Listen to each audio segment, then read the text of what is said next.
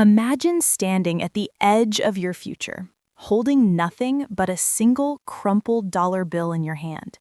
To most people, this is just pocket change, maybe enough for a cheap snack or a forgotten tip. But for a 17-year-old named Leo, this single dollar was the foundation of a secret financial empire. Leo grew up in a neighborhood where wealth felt like something that only happened to people on television. His family lived paycheck to paycheck, and the sound of unpaid bills hitting the floor was his childhood soundtrack. While his friends were obsessed with the latest sneakers and gaming consoles, Leo was obsessed with a different kind of game.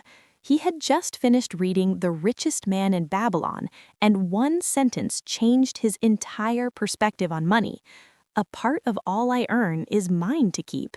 It sounded simple, yet it felt like a revolutionary secret. He realized that if he could just save $1 every single day, he would be ahead of 90% of his peers. This wasn't about being cheap, it was about the psychological shift of becoming a wealth creator instead of a consumer. On a rainy Tuesday, Leo walked into a local bank, his clothes a bit worn but his gaze incredibly sharp. He opened a high-yield savings account, depositing exactly $30 he had saved from mowing lawns that month. The teller looked at him with a mix of pity and confusion, wondering why he'd bother with such a small amount. "It's a start," Leo whispered to himself, ignoring the judgmental looks from the wealthy businessmen standing in line behind him. That night, Leo sat in his small room and drew a graph on a piece of cardboard he found in the trash. On the y-axis, he wrote freedom, and on the x-axis, he wrote time, visualizing the long journey ahead. He knew that financial freedom isn't a lottery win. It's a disciplined marathon fueled by small, consistent habits. Word quickly spread at school about Leo's dollar-a-day habit, and the ridicule started almost immediately. The cool kids would toss pennies at his feet, laughing and asking if he'd reached his first million yet. Even his best friend, Marcus, tried to talk sense into him, telling him to live a little while he was young. "Leo, $1 is nothing," Marcus said, while holding a $5 latte he couldn't actually afford. "You're missing out on life." But Leo understood the latte factor, a concept made famous by David Bach. Small daily leaks sink big ships. He wasn't missing out on life, he was buying his future self the right to never have to worry again. Every time he felt the sting of a joke, Leo would go home and study the eighth wonder of the world. Albert Einstein reportedly called compound interest the most powerful force in the universe for a very specific reason. It is the only force that allows a small seed to grow into a massive oak tree without you lifting a finger. He began to learn about the stock market, realizing that saving was only half the battle. He had to invest. He transitioned his $1 a day from a stagnant bank account into a low-cost S&P 500 index fund. This meant Leo now owned a tiny piece of the 500 largest companies in the United States of America. While his classmates were buying Apple iPhones, Leo was busy buying tiny fractions of Apple stock instead. He worked 3 part-time jobs during his senior year, but he never increased his lifestyle or his spending. This is the wealth gap, the difference between what you earn and what you spend, and Leo kept his wide. By the time graduation rolled around, Leo's portfolio had reached its first milestone, $1,000. It wasn't life-changing money yet, but it was proof that the math was working exactly as planned. At the graduation party, everyone was talking about their student loans and the expensive cars they planned to lease. Leo stood in the corner, sipping water, knowing his $1,000 was already working for him while he slept. He realized that most people are income rich but asset poor, trapped in a cycle of working for money. He wanted to be wealthy, which he defined as the ability to live life on his own terms indefinitely. He entered his 20s with a resolve of steel, ready to face the real-world pressures of adulthood and bills. The first major test came when he was 21. His old car's transmission completely died in the middle of a highway. Most people his age would have put the repair on a credit card, starting a spiral of high-interest debt. But Leo had his emergency fund, a buffer that turned a financial catastrophe into a mere minor inconvenience. He paid for the repair in cash, feeling the incredible power that comes from having a financial safety net. Cash is king, his mentor had told him, but cash flow is the kingdom, and Leo wanted the kingdom. He started looking for ways to increase his dollar a day to $5, then $10 as his income grew. He didn't use his raises to buy a better apartment. He used them to buy more shares of his index fund. This is lifestyle creep, the silent killer of wealth that traps even high earners in a golden cage of debt. Leo lived like a student long after he graduated, a habit that many of his colleagues found strange and depressing. They didn't see the spreadsheets. They didn't see the compounding curve starting to bend upward with aggressive force. They only saw a man who drove an old car, not realizing he was quietly becoming the wealthiest person in the room. By age 22, the novelty of the dollar-a-day challenge had worn off, replaced by the grind of daily discipline. This is what investors call the boring middle, the long plateau where your efforts feel invisible to the naked eye. While his peers were posting photos of expensive brunch spreads and weekend getaways, Leo was staring at a modest brokerage screen. His portfolio was now worth $5,000, a sum that felt like a fortune to him, but a joke to the world. He remembered a quote from Charlie Munger, "The first 100,000 is a bitch, but you have to do it." Leo realized that the hardest part of building wealth isn't the math, it's the emotional stamina to stay the course. He landed a mid-level marketing job, and for the first time in his life, he wasn't just surviving, he was earning. Instead of buying a new wardrobe to celebrate, he kept his broke student mindset and funneled 50% of his paycheck into assets. He was no longer just saving $1, he was now investing $50 every single day, rain or shine. He adopted the pay yourself first strategy, a pillar of financial literacy that ensures your future is funded before your landlord. Every morning, before he even bought a cup of coffee, an automated transfer moved money from his bank to his brokerage. This automation removed the decision fatigue that leads so many people to spend their savings on impulsive late-night purchases. He started exploring the world of dividend reinvestment, a strategy where the companies you own pay you just for holding them. The first time he received a $3 dividend from a beverage company, he felt like he had discovered fire. It wasn't about the $3, it was about the fact that his money had worked for him while he slept. He set his account to DRIP, Dividend Reinvestment Plan, ensuring every cent of profit was immediately used to buy more shares. This created a feedback loop. More shares led to more dividends, which led to even more shares in a perpetual cycle. Then the market took a massive dip, and the headlines were filled with fear, panic, and predictions of total economic collapse.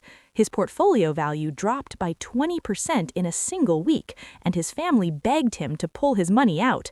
"Leo, you're losing everything," they cried, not realizing that you only lose money if you choose to sell at the bottom. He understood dollar cost averaging, the habit of buying more when prices are low to lower your average cost over time. To Leo, a market crash wasn't a tragedy, it was a flash sale on the world's most profitable companies and industries. He didn't blink, he didn't panic, he simply increased his daily investment contribution by another $10 and kept moving. He was following the advice of Warren Buffett: be fearful when others are greedy, and greedy when others are fearful. By age 24, the boring middle started to show signs of life as the compounding curve began its upward tilt. His net worth crossed the $20,000 mark, and for the first time, his dividends could cover his monthly phone bill.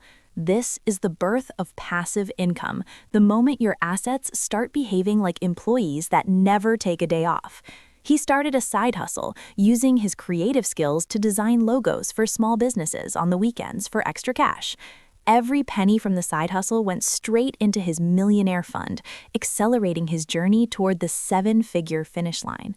He was practicing aggressive frugality, a temporary sacrifice of comfort in exchange for a lifetime of total and absolute freedom. His old friends from high school were now getting married and taking out massive loans for weddings they couldn't afford. They asked Leo why he wasn't living his best life, oblivious to the fact that his best life was being built in silence. He saw them buying luxury SUVs on 72-month payment plans, essentially signing away their freedom for a status symbol. Leo knew that a car is a depreciating asset that loses value the second you drive it off the dealership's gravel lot. He preferred appreciating assets, things that put money into his pocket rather than taking money out of his pocket every month. At 25, he reached a psychological milestone. His portfolio growth in a single month exceeded his entire monthly salary. This is the tipping point, where the capital you have accumulated does more heavy lifting than your actual physical labor. He felt a sense of calm that no luxury car could ever provide, the calm of knowing he was mathematically on track. He began studying macroeconomics to understand how inflation and interest rates would affect his long-term purchasing power in the future. He diversified his holdings, adding a small percentage of international stocks to protect himself against a single-country economic downturn. His discipline was becoming legendary among his coworkers, who nicknamed him the Ghost because he rarely joined expensive outings. They thought he was miserable, but in reality, he was reading The Intelligent Investor and dreaming of his first million. He realized that social pressure is the #1 reason most people fail to build wealth in their 20s and 30s. To be part of the 1%, you must be willing to do what the other 99% are simply unwilling to do. He kept his eyes on the prize, ignoring the sirens of consumerism that wail at every corner of our modern digital world. By age 26, the small seed he planted with a single dollar had grown into a sturdy, promising young sapling. His portfolio hit $50,000, and the speed of growth was now visibly accelerating every single month, like a freight train. He wasn't a millionaire yet, but the gravity of his wealth was starting to pull more opportunities into his personal orbit. He remained humble, still driving the same old car and living in the same modest apartment, focused on the mission. Little did the world know the broke teenager they mocked was just 4 years away from shocking every single one of them. At age 27, Leo hit the milestone that most people only dream of, his first $100,000. This is the critical mass where the snowball effect stops being a theory and starts becoming a physical force. When you have $1,000, a 10% gain is just $100. It barely covers a nice dinner out. But at $100,000, that same 10% move is $10,000, more than many people save in an entire calendar year. Leo was now making money while he slept, while he showered, and even while he was stuck in Monday morning traffic. He felt like he had a secret twin working a second full-time job, except this twin never got tired or asked for a raise. Despite this massive win, he kept his head down, remembering the humble beginnings that taught him the value of every cent. He was now a master of asset allocation, ensuring his money was spread across technology, energy, and emerging global markets. But with great wealth comes great temptation, and the world was starting to notice that Leo had new money energy. A luxury car salesman actually called him, offering a once-in-a-lifetime lease on a vehicle that cost more than his first house. Leo looked at the shiny leather and the sleek chrome, and for a split second he felt the pull of the status game. He imagined the look on his old classmates' faces if he pulled up in a car that screamed, "I have finally made it." But then he remembered the rule of 72, a mental shortcut to estimate how long it takes for your money to double. He realized that spending $80,000 today wasn't just losing $80,000, it was losing $640,000 of his future wealth over the next 20 years. He politely declined the offer, choosing to buy more income-producing assets instead of a depreciating toy that would only rust. This is the silent war every millionaire must fight, the war between your ego and your actual bank account balance. He watched as a colleague at work bought a massive house with a variable rate mortgage just to impress his new in-laws. Within 6 months, interest rates spiked, and that colleague was living in a state of constant, high-stakes financial terror. Leo, on the other hand, was anti-fragile, a concept by Nassim Taleb, where you actually benefit from chaos and market volatility. Because he had no debt and a massive cash cushion, every market dip was just another chance to buy the world at a discount. By 28, he was no longer saving $1 a day. His investments were generating over $200 in pure profit every single day. He had officially escaped the gravity of the rat race, though he still went to work because he actually enjoyed the challenge. He started a blog under a pseudonym to teach others the millionaire mindset and the power of starting small and early. He told his readers, "Don't work for money, make money work for you until it begs for a day off." His portfolio hit the $250,000 mark, $250,000, and the speed of growth was now genuinely starting to frighten him. The hockey stick curve of compound interest was turning vertical, moving faster than his ability to even track the numbers. He felt a deep sense of financial peace, a mental state where the fear of the future is replaced by a sense of total control. He realized that wealth isn't about having a lot of things, it's about having a lot of options and total time freedom. He could quit his job tomorrow, travel the world, or start a nonprofit, and his money machine would keep humming. He visited his parents and quietly paid off their remaining mortgage, a moment of emotional ROI that no stock could match. They cried, asking where the money came from, and he just smiled and said, "It all started with that $1, Mom." He wasn't doing this for the fame, he was doing it to break the generational cycle of poverty that had plagued his family.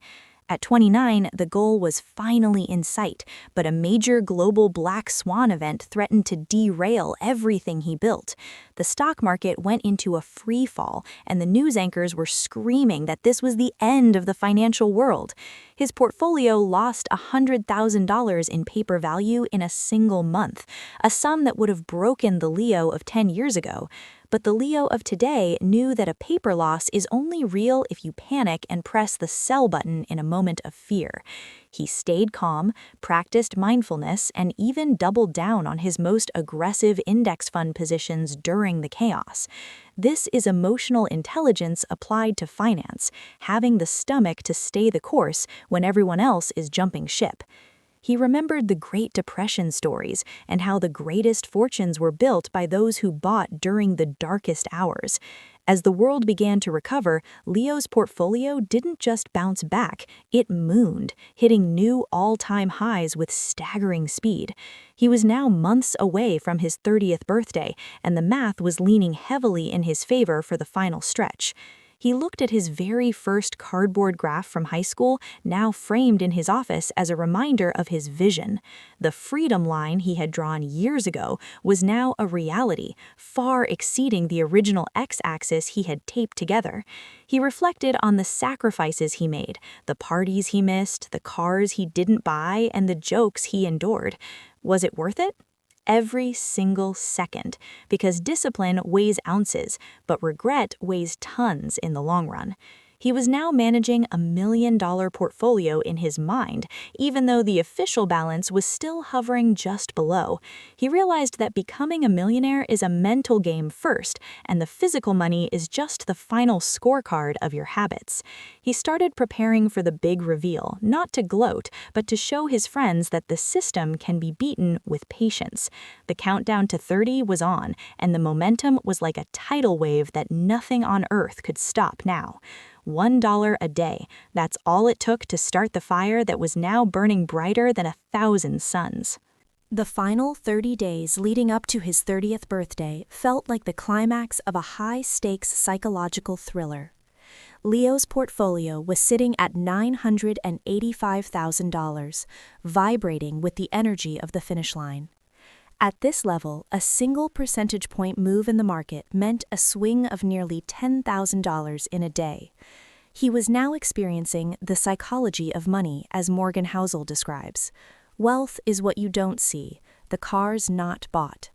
He received an invitation to a 10-year high school reunion dinner at one of the city's most expensive rooftop restaurants. He almost declined, but he realized this was the perfect moment to close the circle on the boy who saved a dollar.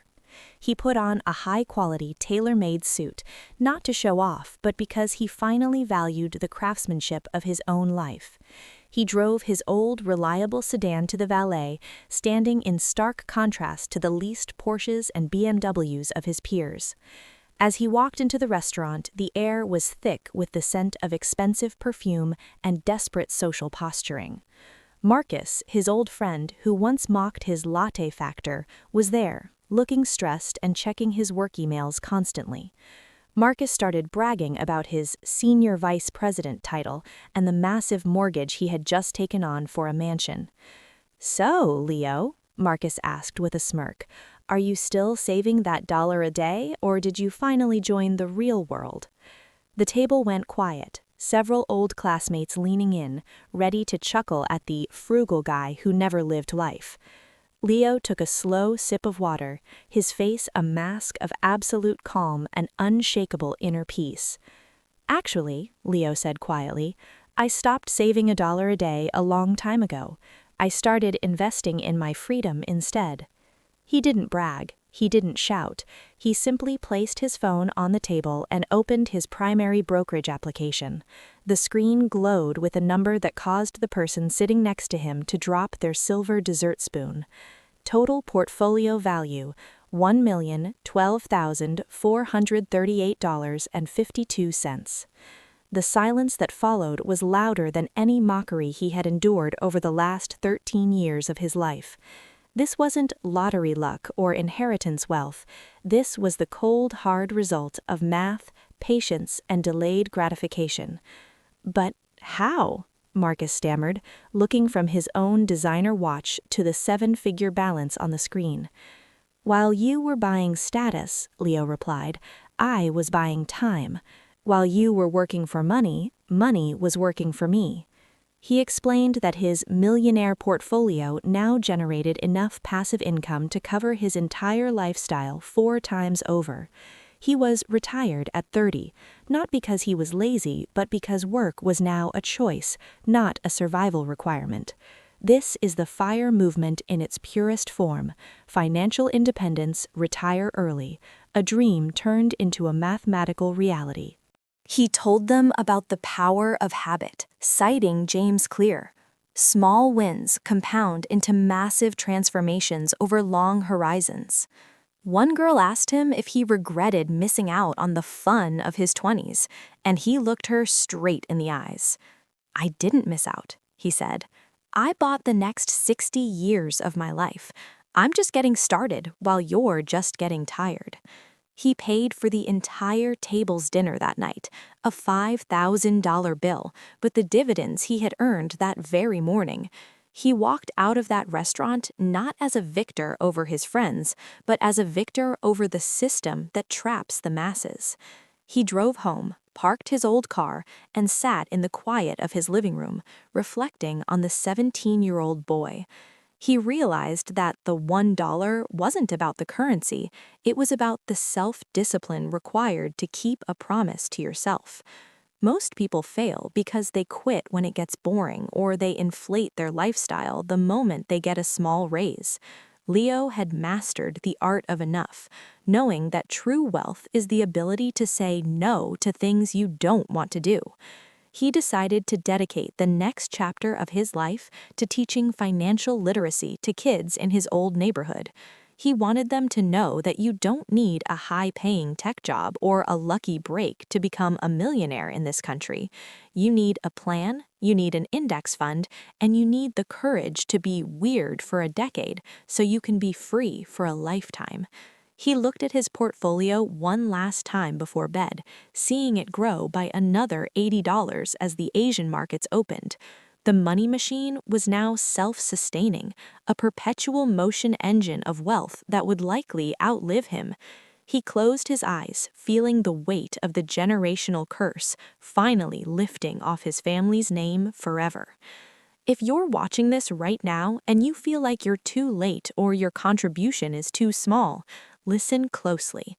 The best time to plant a tree was 20 years ago. The second best time is right now, this very second. Start with $1. Start with 5. It doesn't matter the amount. What matters is the unbreakable habit of the start. Compound interest is a patient teacher, but it is also a relentless master to those who wait too long to begin.